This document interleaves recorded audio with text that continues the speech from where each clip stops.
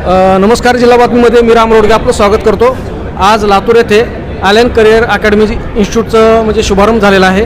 आणि सर स्वागत आहे तुमचं जिल्हा बातमीमध्ये. तर आम्हाला थोडक्यात सांगा की काय म्हणजे तुमचा उद्देश आहे की लातूरमध्ये आपली करिअर अकॅडमी 47वीं ओपन होते. एलन पिछले 34 साल से एजुकेशन में है और अभी तक हम यहाँ 47 सेंटर है. तो हम जिस भी शहर में जाते हैं तो हमारा एक बेसिक उद्देश्य होता है कि वहाँ पे एकेडमिक्स में इम्प्रूवमेंट कैसे हो. एजुकेशन फाउंडेशन है. एजुकेशन किसी भी एक समाज को बिल्ड करने की फाउंडेशन एजुकेशन ही है और यही एक तरीका है जिससे समाज के अंदर हम लोग इम्प्रूवमेंट कर सकते हैं. सो लास्ट 34 ईयर्स में एलन का इतिहास रहा है कि जिस शहर में वो गया है उसके अंदर शहर के अंदर एजुकेशन का इंडेक्स बोल दीजिए, एजुकेशन का ओवरऑल क्वालिटी बोल दीजिए, इम्प्रूव हुआ है. सो हमारा यहाँ आने के पीछे उद्देश्य भी यही है कि हम यहाँ पे एजुकेशन का इंडेक्स इम्प्रूव कर दें. यहाँ पे ऑलरेडी स्टूडेंट्स जैसे हम लोग कोटा को एजुकेशन काशी बोलते हैं, ऐसा लातूर महाराष्ट्र की काशी है. तो हम चाहते हैं कि इसके अंदर हम लोग एजुकेशन सिस्टम को और अपग्रेड कर दें.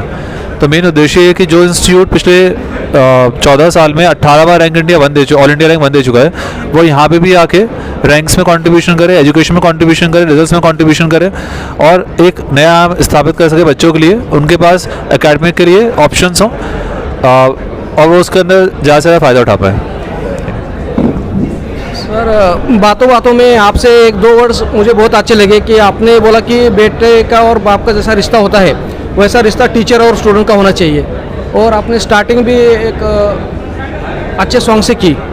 तो एक अच्छा एजुकेशन के साथ बच्चों को जो संस्कार मिलने वाले हैं तो वो भी अच्छी तरह से बिल्डअप होंगे ऐसे आपको लगता है. सर हम लोग जब कोटा सिस्टम की बात करते हैं तो हमारे यहाँ प्रार्थना डेली का एक रूटीन है.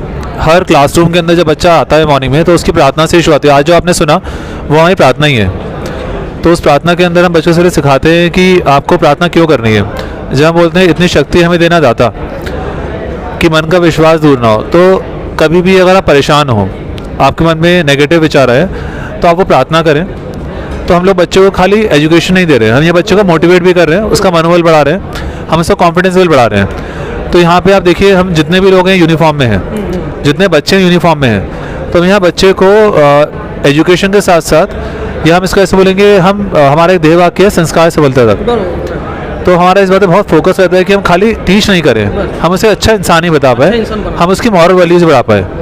तो बच्चा एजुकेशन में कई बार डिप्रेशन में जाता है, डिप्रेशन में ना जाए, ये भी हमारे शिक्षक की जिम्मेदार है. बहुत ही बड़ा प्रॉब्लम है. तो जब हमने बोला कि पिता और पुत्र वाला एक रिलेशन है, तो वो रिलेशन इसलिए है क्योंकि अगर वो नहीं है तो हम बच्चों के साथ जस्टिस से नहीं करें, हम उसका पेन ही नहीं समझ पाएंगे. अगर आज एक टीचर आकर से पढ़ा के चला जाए और उसके बाद उसे पता ही नहीं कि बच्चे की प्रॉब्लम क्या है, तो मुझे लगता है कि वो टीचिंग का उद्देश्य पूरा ही नहीं हुआ.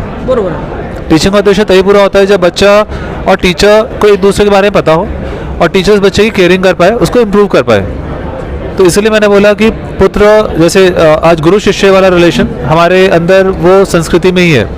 हम लोग को सिर्फ स्टूडेंट को पढ़ाना नहीं है, हमें ओवरऑल स्टूडेंट का डेवलपमेंट करना है, इंप्रूवमेंट करना है और उसको ये बताना है कि तुम बहुत अच्छा कर सकते हो.